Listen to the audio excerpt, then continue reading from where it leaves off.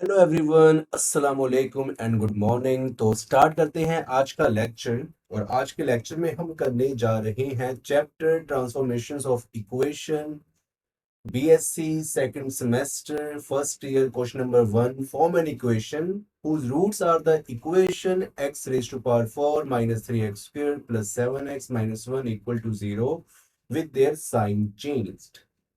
तो देखो बच्चों, जैसे कि हमने कुछ आर्टिकल्स इसके रिलेटेड पहले ही पढ़ लिए हैं। हमने 3 आर्टिकल किए थे। इसमें हमने एक हमें इक्वेशन गिवन होती थी और उसमें हम कुछ चेंजेस करते थे, एक ट्रांसफॉर्म इक्वेशन हम वहां पर बनाते थे।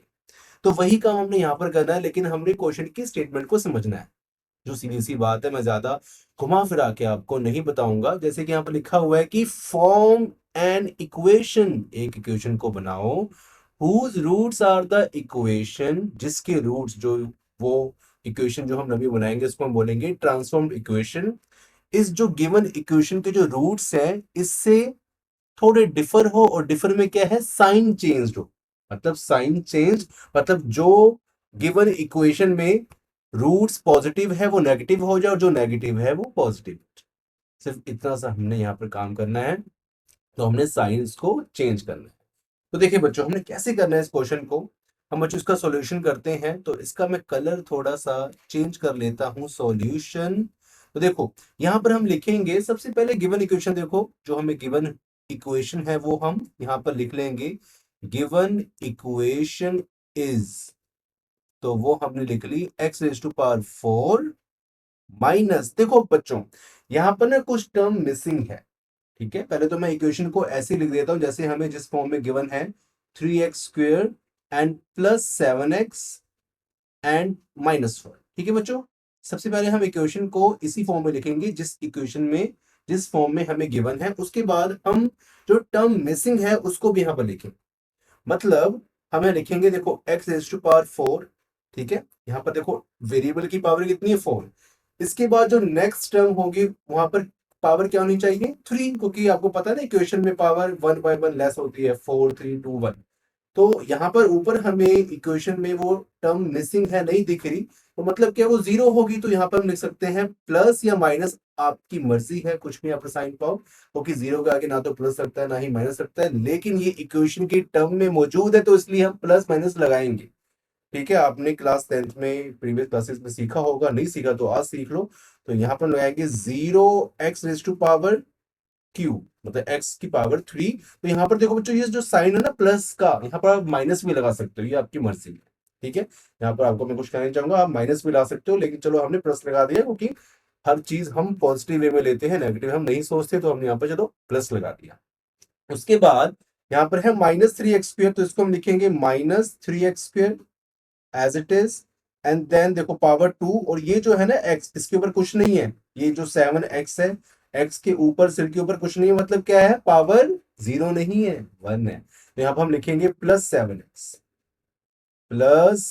और -1, मतलब यहाँ पर जो x होगा वेरिएबल तो है, x की पावर 0 है। और ये बातें मैंने आपको पहले बहुत डिटेल में बताई हुई है। अगर आप बीएससी फर्स्ट ईयर करके आए हो ना, first semester, I am sorry first semester, तो आपको इतना तो पता होना चाहिए। ठीक है, तो -1 इक्वल टू 0।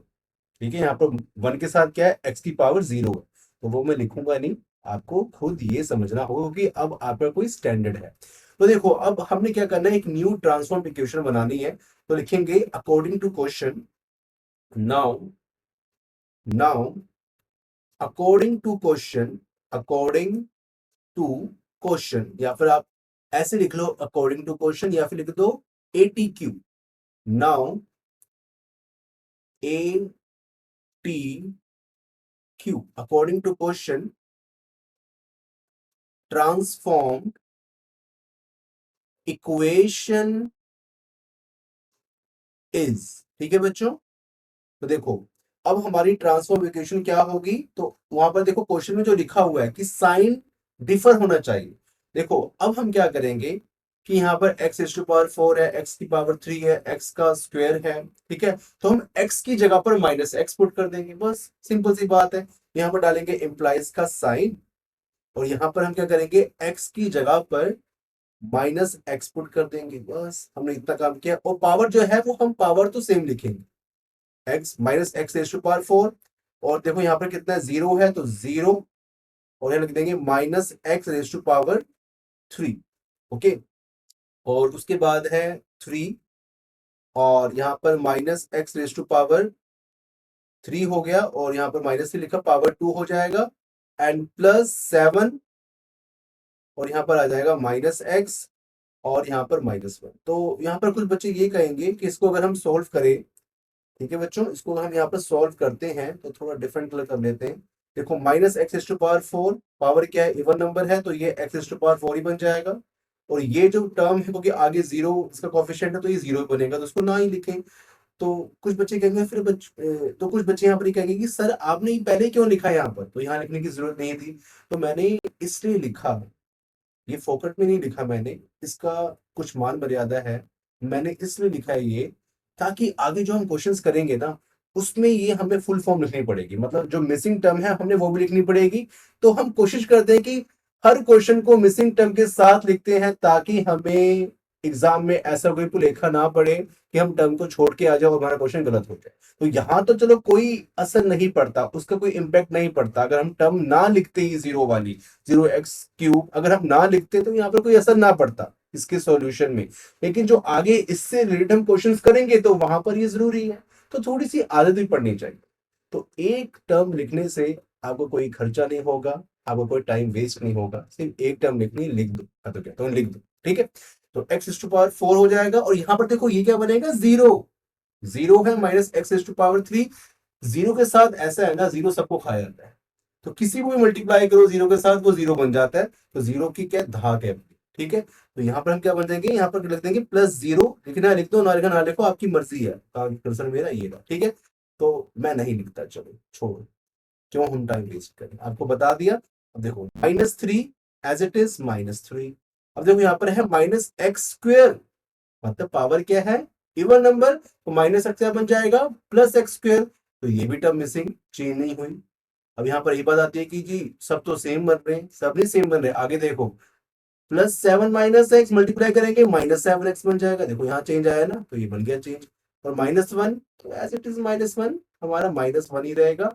यहाँ पर हमें कुछ चेंज करने की जरूरत नहीं है। तो यहाँ पर सिर्फ एक टर्म में हमारी यहाँ पर ये 7x -7x बन गया, तो इसमें हमारी चेंज आई, और बाकी सारा सोल्यूशन वही रहा। तो ये है हमारी रिक्वायर्ड ट्रांसफॉर्म इक्वेशन, ठीक है बच्चों। तो इसको अब नोट कर लो, बहुत ही ज्यादा इजी क्वेश्चन है, ठीक है। अब इसको हम रब करते हैं और नेक्स्ट क्वेश्चन करते हैं, तो उससे पहले आप नोट कर लो। मे बी मैं इसके साथ करवाऊं कि ना करवाऊं, वे भी मैं एक बार इसको ना चेक करता हूँ कितना टाइम हुआ है। ये 7 मिनट का 8 मिनट का क्वेश्चन हो चुका है। तो चलो इस क्वेश्चन को हम थोड़ा पोस्ट कर लेते हैं, फिर आपको बताता हूँ, ठीक है। तो बच्चों अब यहाँ पर देखो, ये हमने क्वेश्चन की स्टेटमेंट लिख ली है।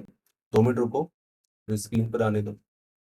तो हाँ चल रही वीडियो, ओके। तो बच्चों ये हमने क्वेश्चन की स्टेटमेंट लिखी है, और स्टेटमेंट देखो क्या है, multiply the roots of the equation 3x raise to power 4 -2x² + 5 = 0 by. तो हमने इस इक्वेशन के रूट्स को 2 से मल्टीप्लाई करना है। तो अब आप तो ये कहोगे कि बहुत इजी क्वेश्चन है कि इसको मल्टीप्लाई कर दो, 3 2 6, 2 4 एंड 5 10, तो बात बन जाएगी। ऐसा नहीं करना हमने। आप कुछ हद तक ठीक हो, लेकिन कुछ हद तक ठीक भी नहीं हो, ठीक है। तो आप सिर्फ 10% ठीक हो, जो आपने सोचा मल्टीप्लाई करना है वो तो करना है, लेकिन 90% आप गलत हो इस केस में। तो देखो अब हम क्वेश्चन करते हैं, ज्यादा बात नहीं करते इसके ऊपर, क्योंकि क्वेश्चन कर लेंगे तो आपको खुद ब खुद समझ आ जाएगा। और वैसे भी सुबह के अभी मॉर्निंग का टाइम है, तो मेरा माइंड फ्रेश है, तो आपको मैं क्वेश्चन करवा दूंगा आराम से। तो देखो यहाँ पर क्या है, given equation, given equation is, तो देखो बच्चों इक्वेशन हमें क्या गिवन है, 3x raise to power 4 -2x² and +5 = 0, ठीक है। ये हमें इक्वेशन गिवन है। अब इसमें हमने मल्टीप्लाई, अब देखो इसको हम ऐसे नहीं छोड़ सकते, जो मैंने आपको पिछले क्वेश्चन बताया ना कि आपको मिसिंग टर्म लिखनी है, और उसकी जरूरत आपको यहां पड़ेगी, यहां लिख दो। और 3x raise to power 4 missing term है, यहां लगाओ plus 0x rays to power 3 मतलब कि क्यूब -2x²। अब इसमें 1 वाली टर्म भी नहीं है, x की पावर 1 वाली, तो लिखेंगे +0x। ये बच्चों जीरो है, ये ओ नहीं है, ध्यान से रखना, 0x एंड +5 इक्वल टू 0। ठीक है, अब बच्चों यहां पर लिखेंगे नाउ मल्टीप्लाई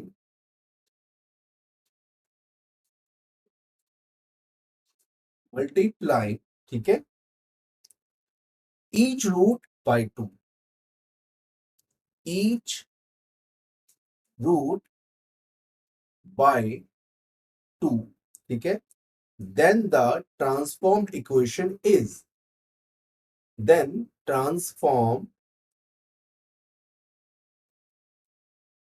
equation is, देखो बच्चों हमने क्या लिखा है कि हमने ईच रूट को 2 से मल्टीप्लाई करना, तो इसका देखो मतलब क्या है, अब हमने यहाँ पर मतलब के ऊपर बात करनी है जी।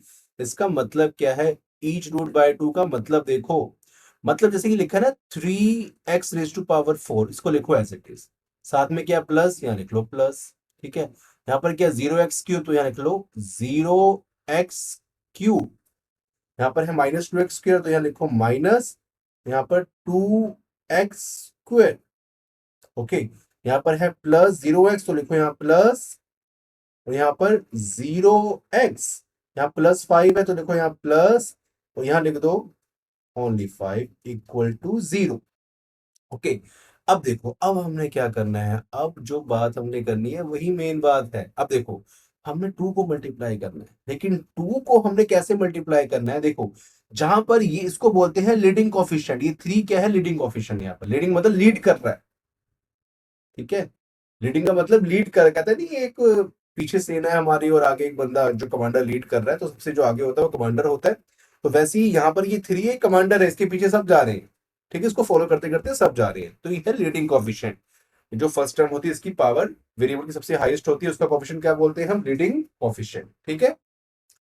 अब देखो यहाँ पर अब हमने क्या करना है कि यहाँ पर मैंने इसको रेड कलर कर लिया है, 2 रेज टू पावर 0 से मल्टीप्लाई करना है, देखो ये मैं बीच में डालूंगा पॉइंट, इसका मतलब क्या, पॉइंट का मल्टीप्लाई, उसके बाद 2 रेज टू पावर 1 से यहाँ मल्टीप्लाई करना है, उसके बाद 2 रेज टू पावर 2 से नेक्स्ट टर्म में मल्टीप्लाई करना है, और बीच में बच्चों मैं यहाँ पर एक पॉइंट डाल रहा हूँ, तो पॉइंट का मतलब क्या है, मल्टीप्लाई, उसके बाद 2 रेज टू पावर 3 से हमने यहाँ पर मल्टीप्लाई करना है, और यहाँ पर 2 रेज टू पावर 4 से मल्टीप्लाई करना है, मतलब जहां पर x रेज टू पावर 4 है ना, वहां 2 रेज टू पावर 0, और जहां पर अगर यहाँ पर मैं 5 की बात करूं तो 5 के साथ क्या है, अगर मैं यहाँ पर 5 की बात करूं तो 5 के साथ यहाँ पर है x रेज टू पावर 0, तो वहां पर 2 रेज टू पावर 4 से मल्टीप्लाई करना है, मतलब कि रिवर्स ऑर्डर में होगा। आई थिंक, आई होप आप मेरी बात समझ गए होंगे कि मैं क्या कहना चाहता हूँ, ठीक है। तो अब देखो यहाँ पर अब हमने क्या करना है, देखो क्या बनेगा, 2 रेज टू पावर 0 कितना होता है, कोई भी नंबर उसकी पावर 0 तो क्या बनेगा 1, तो हम क्या लिख देंगे 3x रेज टू पावर 4 को एज इट इज यहाँ लिख देंगे 3x रेज टू पावर 4, ठीक है, उसके बाद 2 raise to power 1 into 0x cube, यहाँ 0 आ गया, 0 सबको खाया, क्या बन जाएगा 0, इसको लिखने की जरूरत नहीं। नेक्स्ट चलो -2, तो यहाँ डालेंगे माइनस, सबसे पहले माइनस डाला हमने, साइन तो बड़ा सेम ही रहेगा, साइन की यहाँ पर कोई बात ही नहीं हो रही, 2 की पावर 2 मतलब कि 4, 2 2 4, और 4 2 कोई साथ में 2 ये वाइट वाला 8, 8x स्क्वायर, उसके बाद नेक्स्ट टर्म में 0 मौजूद है, 0 पर क्या सारा 2 raise to power 4 into 5, 2 raise to power 4 क्या होता है 16, कैसे 2 इंटू 2 इंटू 2 इंटू 2, 2 को 4 टाइम्स मल्टीप्लाई करो, 2 2 4, 4 2 8, 8 2 16, और 16 5 80, कितना होता है 80, 80 और प्योर लस्सी, ठीक है, तो यहाँ बन गया 80, दिस इज इक्वल टू 0, गर्मी आ गई, लस्सी सेहत के लिए बहुत ज्यादा फायदेमंद है, उसको पिया करो, तो ये बन गया हमारा रिक्वायर्ड आंसर, ठीक है, तो ये हमारा रिक्वायर्ड आंसर बच्चों बन गया। ओके, अब करते हैं नेक्स्ट क्वेश्चन, इससे रिलेटेड ना आपको बहुत सारे क्वेश्चन मिल जाएंगे आपकी बुक में, तो उसको भी देखें, खुद करें, खुद भी कुछ मेहनत करें। ओके, उसके बाद देखो बात क्या है, क्वेश्चन नंबर 3 करते हैं, तो वीडियो को थोड़ी पॉज कर लेता हूँ और देखता हूँ कि वीडियो की लेंथ कितनी होगी, मे बी उसको अगर लेंथ ज्यादा होती है तो नेक्स्ट वीडियो में डाल देंगे। लेंथ अप्रोक्सीमेटली होगी 14 मिनट, तो कम से कम 20-25 मिनट की वीडियो तो होनी चाहिए, तो वीडियो पॉज करते हैं। तो चलो बच्चों अब करते हैं next question, question number 3 statement देखो क्या है, फाइंड द इक्वेशन, इक्वेशन को हमने फाइंड करना है, whose roots are 3 times the roots of the given equation, ये जो इक्वेशन में गिवन है x cube plus 2x square plus 3x minus 4 equal to 0, इस रूट्स का 3 टाइम, मतलब कि 3 टाइम मतलब 3 मल्टीप्लाई करना है, जैसे हमने पिछला क्वेश्चन किया है सेम करना है। जैसे हमने पिछला क्वेश्चन किया है सेम करना है। वीडियो को पॉज करो और इस क्वेश्चन को करो, देखो आप कर सकते हो कि नहीं।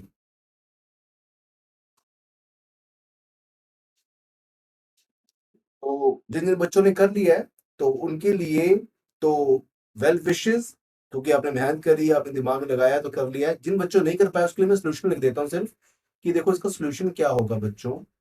जैसे हमने पिछला क्वेश्चन किया, पिछले क्वेश्चन में क्या था कि 2 को मल्टीप्लाई करना था ईच रूट में, तो यहाँ पर 3 मल्टीप्लाई करना है, 3 टाइम मतलब 3 मल्टीप्लाई करना है।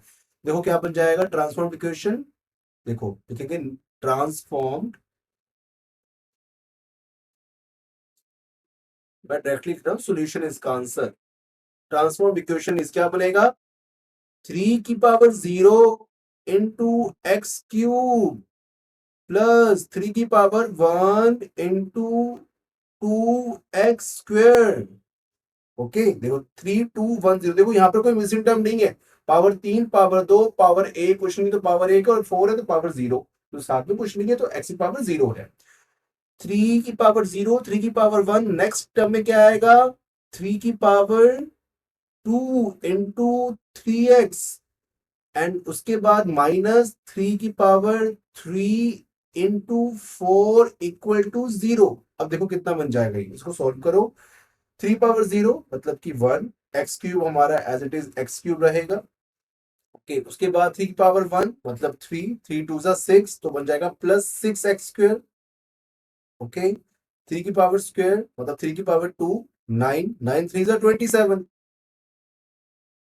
ठीक है 9 3 27x और -3 की पावर 3, 3 कितना होता है बच्चों 27 होता है, 27 4 सा 81, 27 4 सा कितना होता है 108 होता है। ओके ओके 7 4 28 होता है ना, तो यहाँ पर कितना हो जाएगा 108 हो जाएगा हमारा 108।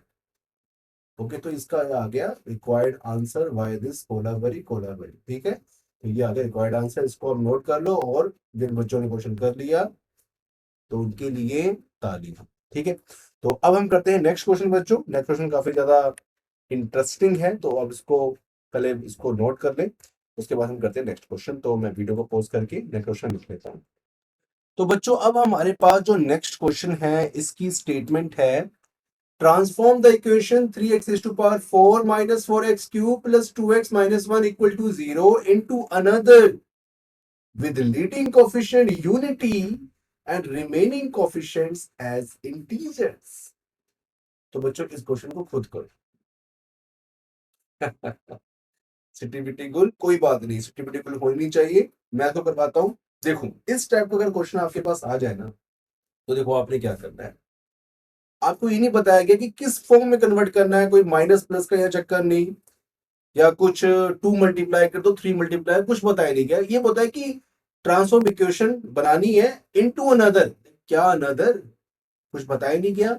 लेकिन यहाँ पर कुछ इंफॉर्मेशन और दी, leading coefficient unity, leading coefficient एक होना चाहिए और रिमेनिंग कोफिशिएंट इंटीजर्स, मतलब जो बाकी के कोफिशिएंट है, जैसे देखो लीडिंग कोफिशिएंट क्या होता है, ये 3 लीडिंग कोफिशिएंट है, ये एक बन जाए और जो बाकी के कोफिशिएंट है वो वही रहे। इसके लिए हमें क्या करना होगा, तो ये 3 हमारा ट्रांसफॉर्म इक्वेशन में 3 रहे, फिर 3 को हमने 1 बनाना है। तो हमने जितने पिछले क्वेश्चन किए उसमें क्या था, पहले 2 को मल्टीप्लाई किया सेकंड क्वेश्चन में, और थर्ड क्वेश्चन में अभी जो मैंने पीछे कर रहा हूं 3 को मल्टीप्लाई किया, उसमें लिखा होता 3 टाइम्स। लेकिन आप गौर करना इस बात का कि हमने यहां पर जो लीडिंग कोफिशिएंट में पिछले क्वेश्चन में 3 की पावर 0 मल्टीप्लाई किया था, तो वो उतना ही रहा था। और उससे पहले सेकंड क्वेश्चन में हमने 2 की power 0, 2 raise to power 0 in English, आपने वो मल्टीप्लाई किया था, तो वो भी आपका उतना ही रहा था जितना था पहले गिवन इक्वेशन में। तो मतलब क्या है कि आपको पहले ट्रांसफॉर्म इक्वेशन ऐसी ही बनानी पड़ेगी जिसमें लीडिंग कोफिशिएंट वही रहे, और फिर आपको 1 बनाना पड़ेगा। मतलब यहां पर जो लीडिंग कोफिशिएंट 3 है, मतलब इसमें 3 का ही मल्टीप्लाई करना है, इसमें 3 का मल्टीप्लाई करना, तो यहां से हमें लग गया अंदाजा। तो यहां पर देखो बच्चों क्वेश्चन कैसे करेंगे, यहां लिखेंगे given equation is, given equation is, ठीक है। तो देखो क्या लिख लेंगे, 3x⁴ minus 4x³ plus plus plus, देखो 4 3 आगे क्या 2 आना चाहिए तो लिख लेते हैं 2 plus 0x² and plus 2x-1 equal to 0। तो ये बच्चों हमारी गिवन इक्वेशन होगी। ठीक है, जो मैंने मिसिंग टर्म थी वो भी लिख ली। ठीक है, बार बार में लिखना पड़े, टाइम हमारा वेस्ट ना हो, तो टाइम हमारा बहुत ज्यादा कीमती है, आपका भी और मेरा भी। तो देखो यहाँ पर अब हमने क्या करना है, इसका जो लीडिंग कोएफिशिएंट कितना है 3 है, तो हमने 3 के साथ मल्टीप्लाई करना है। तो लिखेंगे मल्टीप्लाइंग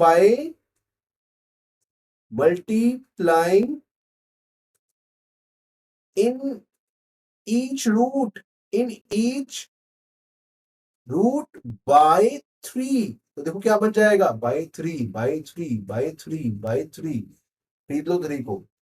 ठीक है, बाई 3, तो देखो क्या बन जाएगा, 3⁻0 into 3x⁴ minus 3⁻1 into 4x³ and plus 3⁻2 into 0x² and plus 3⁻3 into 2x and at last क्या बनेगा, माइनस 3⁻4 into 1।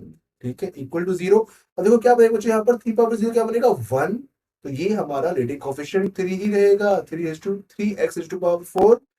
3⁻1 3 4 3 12, तो बन जाएगा माइनस 12x³। 3 का स्क्वायर 9, यहाँ 0 है, इसकी कोई औकात ही नहीं, तो खत्म करो। 3⁻3 27 27 2 54, तो प्लस 54x और 3⁻4 मतलब 3 into 3 into 3 into 3, 3 3 9 9 3 27 27 3 81 minus 81 81 81 equal to 0। अब हमने लीडिंग कोएफिशिएंट बनाना है 1, तो यहाँ देखो क्या बनेगा, यहाँ डालेंगे, अब यहाँ देखो लिखेंगे कुछ इंग्लिश लिखते हैं। ठीक है, थोड़ी सी इंग्लिश अब यहाँ पर हमें करनी पड़ेगी। ये लिखेंगे now according to question. Now थोड़ा सा मैं इसको ना स्क्रीन को ऊपर कर लेता हूँ, मे बी आपको कोई दिक्कत ना हो। नीचे यहाँ पर देखो पहले से काम किया हुआ है, तो इसको मैं रब कर देता हूँ। ठीक है, ये आपको फिर मे बी आपको नहीं दिख रहा होगा स्क्रीन में।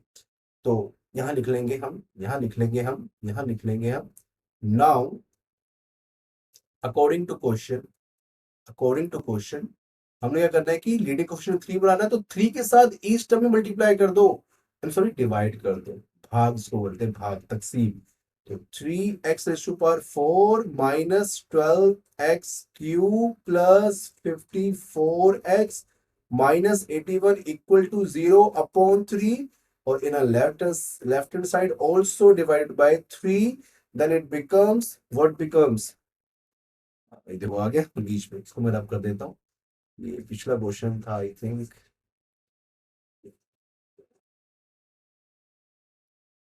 तो यहाँ पर देखो हमारे पास क्या है, यहाँ लिख देंगे हम, और देखो इसको अलग अलग करेंगे ना बच्चों, सेपरेट कर लेंगे तो यहाँ डिवाइड ही होगा, इसको सेपरेट कर सकते हैं, -12x³ upon 3 and plus 54x/3 and minus 81/3 और 0/3, ऊपर न्यूमरेटर 0 तो 0 बन जाएगा, ये तो आपको पता ही है।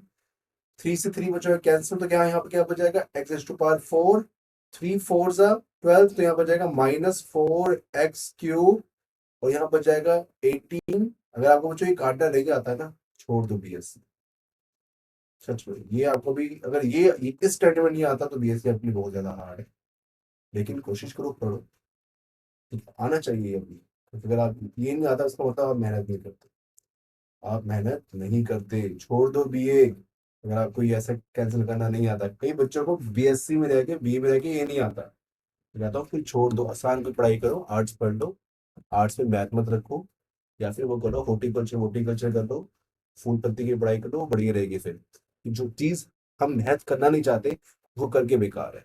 ठीक है, तो इसलिए अगर आपको ये सब आता है, आपको मैं देखो कुछ बातें मैं डायरेक्टली बता रहा हूँ आपको, और ये बातें आपको अपने जहन में बिठानी पड़ेगी, अपने दिमाग में अपने मस्तिष्क में आपको बिठानी पड़ेगी, वरना काम खराब हो जाएगा। तो ये क्वेश्चन का आंसर देखो हो चुका है, क्वेश्चन का आंसर यहाँ पर हो चुका है, लेकिन आपने इसके जैसे क्वेश्चंस और भी करने हैं। आपकी बुक में, आपके पास बुक होगी प्रिसाइज की, और स्पेक्ट्रम्स को क्या देते हैं, वॉट एवर आपका कोई भी बुक होगी।